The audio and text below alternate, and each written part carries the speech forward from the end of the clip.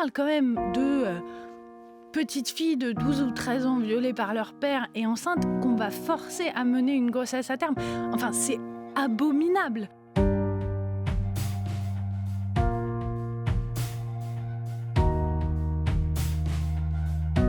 Vous faites une fausse couche ou vous avez une interruption naturelle de grossesse, le fœtus ne part pas de lui-même, vous devez prendre normalement des médicaments pour vous aider. Bon, ça va être interdit. Vous avez une grossesse extra-utérine, il va être interdit pour les médecins de soigner des femmes qui ont des grossesses extra-utérines parce que ça relève de l'avortement. Donc on pense qu'il va y avoir une augmentation de 20 à 30% du nombre de femmes qui vont mourir du fait d'être enceintes.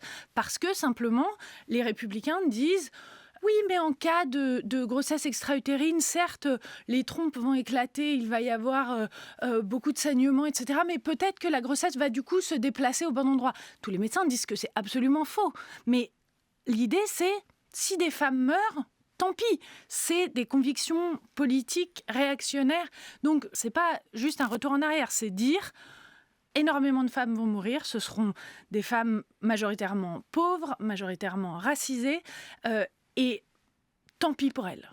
La personne qui a rédigé la décision majoritaire, qui est Alito, il a l'air d'être apolitique, mais il faut voir quand même que ce monsieur, en 1972, il sort de l'université de Princeton et il rejoint immédiatement une association dont l'objectif principal est d'empêcher les femmes d'étudier à Princeton. On est entre gens de bonne éducation, c'est-à-dire entre hommes, que le savoir c'est pour les hommes.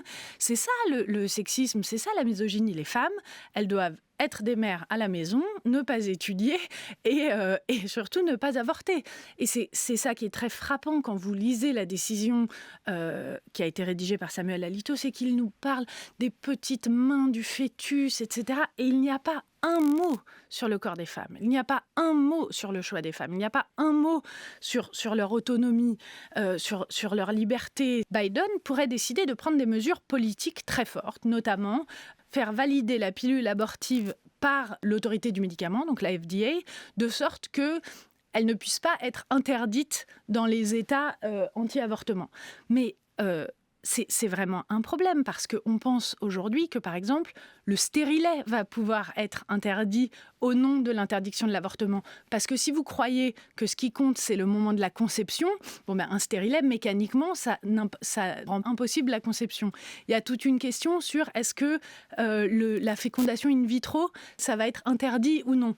Et c'est intéressant parce qu'il y a un député républicain qui a dit « Oh non, mais ça, vous inquiétez pas, c'est pas dans le corps d'une femme, donc ça va. » Et donc là, on voit en fait tout l'aspect idéologique. Ce qui leur pose problème, c'est le corps des femmes. Mais politiquement, c'est difficile. Il faudrait que Biden décide de s'investir complètement là-dedans, mais il n'a pas assez de sénateurs.